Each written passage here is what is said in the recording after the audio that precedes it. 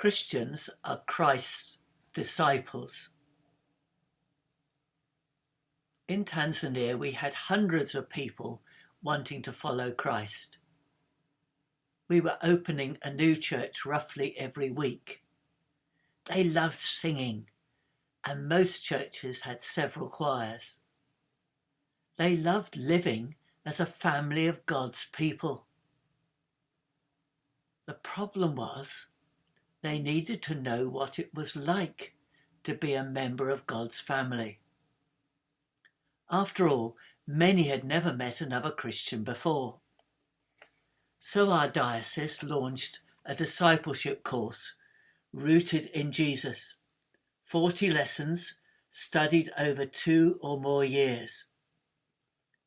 It changed the whole life of the church and is now used all over Africa and in many different languages.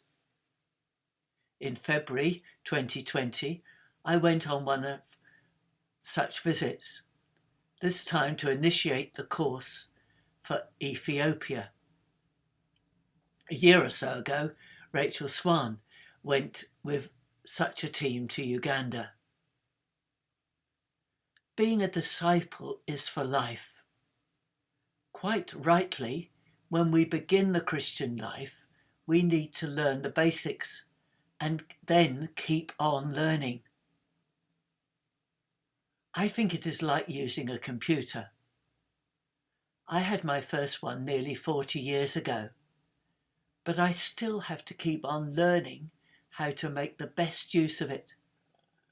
The help box, top of the screen, is in regular use.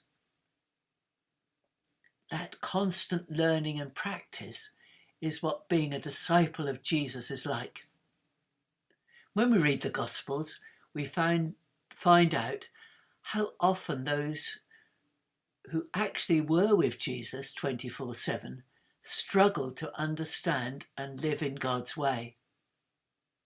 They certainly could not have had a better teacher, so no surprise we need help. Once in Nigeria, I was asked to preach at a church. It was not the largest in the town, and the minister apologised there for there being only around 750 worshippers. Half the time was spent in worship together, but then for nearly an hour, everyone of all ages gathered in Sunday school groups of about 10 to get to grips with their faith. Many American churches have a similar system, with Sunday school for all ages, often between the 2 worship services. What about us? How can we meet the challenge? There are plenty of books, and there are home groups. Can I also recommend Clayton TV? If you put that into your computer search, it will open up some really good material, like the teaching from Keswick Convention. For that matter, Anne and I have booked in to go to Keswick for week 2 in late July. We both know how important it is to keep on growing as a disciple. A disciple is first and foremost a learner. The word comes over 250 times in the Gospels. Learning gives us confidence to live. It has another plus. Jesus taught his disciples, which enabled him to give them responsibilities. The more we learn, the more we can practically serve God.